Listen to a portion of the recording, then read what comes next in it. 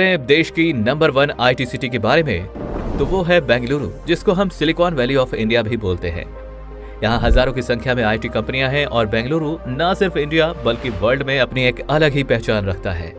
एक रिपोर्ट के अकॉर्डिंग अकेला बेंगलुरु ही इंडिया का 38% आईटी एक्सपोर्ट करता है, जिसके चलते बेंगलोर डायरेक्टली। अस्सलाम वालेकुम गाइस। तो दोस्तों आज के इस वीडियो में हम ये देखेंगे कि इंडिया के टॉप आईटी सिटीज कौन से हैं जो कि आईटी हब बन चुके हैं। वो बहुत ही मशहूर है। जैसा कि आप जानते हैं कि इंडिया हर काम में तरक्की कर रहा है, बहुत ज़्यादा प्रोग्रेस कर रहा है और आईटी में स्पेशली बहुत ज़्यादा प्रोग्रेस जारी है उनकी, क्योंकि जो उनके सॉफ्टवेयर हैं वो बहुत ज़्यादा सेल हो रहे हैं। तो आइए देखते हैं आज के इस वीडियो में कि इंडिया के वो टॉप आईटी सिटीज कौन से हैं। Let's go.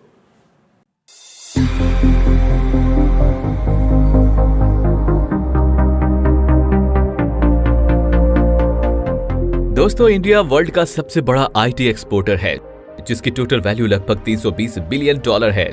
जहां इंडिया का आईटी सेक्टर 1988 में इंडियन जीडीपी में केवल 1.2% कंट्रीब्यूट करता था, अब वही 12% से भी ज्यादा कंट्रीब्यूट करता है और ये ग्रोथ हर साल बढ़ती जा रही है, जिसके चलते आज इंडियन सिटीज के बीच आईटी सेक्टर में इन्वेस्टमेंट को अट्रैक्ट करने के लिए एक रेस लगी हुई है। इस वीडियो में हम आपको इंडिया की टॉप 7 आईटी सिटीज के बारे में बताएंगे, लेकिन उससे पहले अगर आपने हमारे चैनल को अभी तक सब्सक्राइब नहीं किया है तो इंडिया से जुड़ी इंटरेस्टिंग वीडियोस देखने के लिए हमारे चैनल को सब्सक्राइब कर लीजिए।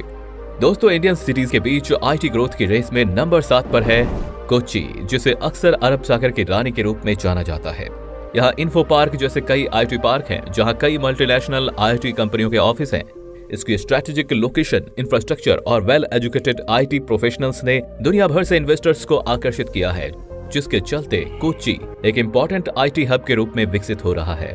कोच्चि के बाद इस लिस्ट में नंबर 6 पर है नोएडा। दोस्तों, नोएडा उत्तर प्रदेश की सबसे मॉडर्न सिटी है और ये शहर दिल्ली एनसीआर का हिस्सा है। नोएडा शहर न सिर्फ उत्तर प्रदेश बल्कि नॉर्थ इंडिया का एक उभरता हुआ मेजर आईटी हब है। नोएडा का वर्ल्ड क्लास इंफ्रास्ट्रक्चर काफी इन्वेस्टमेंट अट्रैक्ट कर रहा है।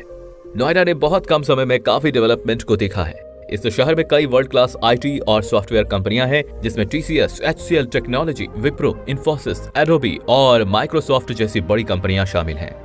दोस्तों, आईटी सेक्टर ग्रोथ की रेस में 5th नंबर पर है गुरुग्राम, जिसको हम गुड़गांव के नाम से भी जानते हैं।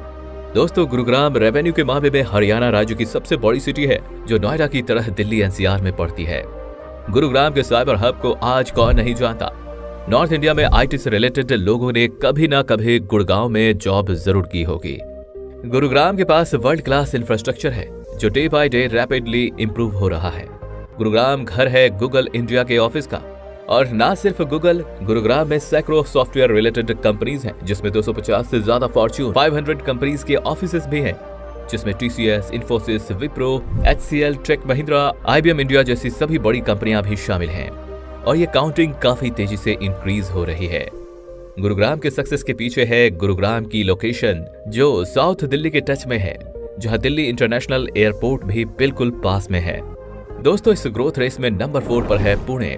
महाराष्ट्र का ये शहर देश की फाइनेंशियल कैपिटल मतलब कि मुंबई के काफी नजदीक है और इस शहर में एजुकेटेड स्किल्ड वर्क फोर्स की भी कोई कमी नहीं है, जिसके चलते आईटी सेक्टर यहाँ बूम पर है। पुणे का हिंजेवाड़ी एरिया देश का एक मेजर आईटी हब है और छोटी बड़ी सभी कंपनियों को अगर मिला दे तो पुणे में अराउंड 800 आईटी कंपनियां हैं। दोस्तों, अब बारी है टॉप 3 आईटी सिटीज की। तो इसमें 3rd नंबर पर है चेन्नई। चेन्नई साउथ इंडिया का एक मेजर आईटी सेंटर होने के साथ साथ तमिलनाडु की कैपिटल सिटी है। चेन्नई अपने सॉफ्टवेयर सर्विसेज और एंटरप्राइज सॉल्यूशंस के लिए काफी मशहूर है। एक रिपोर्ट के अकॉर्डिंग ये देश की 3rd largest IT exporter city है और आज इस शहर में कई बड़े आईटी पार्क हैं, जिनमें ऑलमोस्ट सभी एमएनसी के ऑफिस हैं। इस आईटी ग्रोथ की रेस में 2nd पोजीशन हासिल की है हैदराबाद ने। फ्रेंड्स, हैदराबाद में आईटी ग्रोथ इतनी ज्यादा हुई है कि लोग इसको हाईटेक सिटी और साइबराबाद के नाम से जानने लगे हैं। दोस्तों, हैदराबाद, चेन्नई और पुणे में आईटी ग्रोथ को लेकर हमेशा से काफी कंपटीशन रहा है, लेकिन हैदराबाद की आईटी ग्रोथ इंडिया तक सीमित नहीं है, बल्कि हैदराबाद एक मेजर ग्लोबल आईटी हब है। साथ ही ये इंडिया का लार्जेस्ट बायो इन्फॉर्मेटिक्स हब है। हैदराबाद में आपको एआई और ब्लॉकचेन जैसी नई टेक्नोलॉजी पर ज्यादा वर्क देखने को मिलेगा, जो कि हमारा फ्यूचर होने वाला है और इस फ्यूचर बेस्ड टेक्नोलॉजी के बेस पर ही देश के दूसरे सबसे बड़े आईटी हब के रूप में हैदराबाद को जाना जाता है। अब बात करें देश की नंबर 1 आईटी सिटी के बारे में, तो वो है बेंगलुरु, जिसको हम सिलिकॉन वैली ऑफ इंडिया भी बोलते हैं। यहाँ हजारों की संख्या में आईटी कंपनियां हैं और बेंगलुरु न सिर्फ इंडिया बल्कि वर्ल्ड में अपनी एक अलग ही पहचान रखता है। एक रिपोर्ट के अकॉर्डिंग अकेला बेंगलुरु ही इंडिया का 38% आईटी एक्सपोर्ट करता है, जिसके चलते बेंगलोर डायरेक्टली 10 लाख लोगों के लिए जॉब क्रिएट करता है। और बात इनडायरेक्ट जॉब्स की हो तो ये शहर 30 लाख से ज्यादा जॉब क्रिएट करता है। दोस्तों, बेंगलुरु को स्टार्टअप कैपिटल ऑफ इंडिया भी कहते हैं, क्योंकि बेंगलुरु ही पूरे देश में 44% इंडियन यूनिकॉर्न स्टार्टअप्स का घर है और विप्रो का सबसे बड़ा हेडक्वार्टर भी बेंगलुरु में है। गूगल, इन्फोसिस, फ्लिपकार्ट, मंत्रा जैसी बड़ी कंपनियों के ऑफिस भी बेंगलुरु में हैं।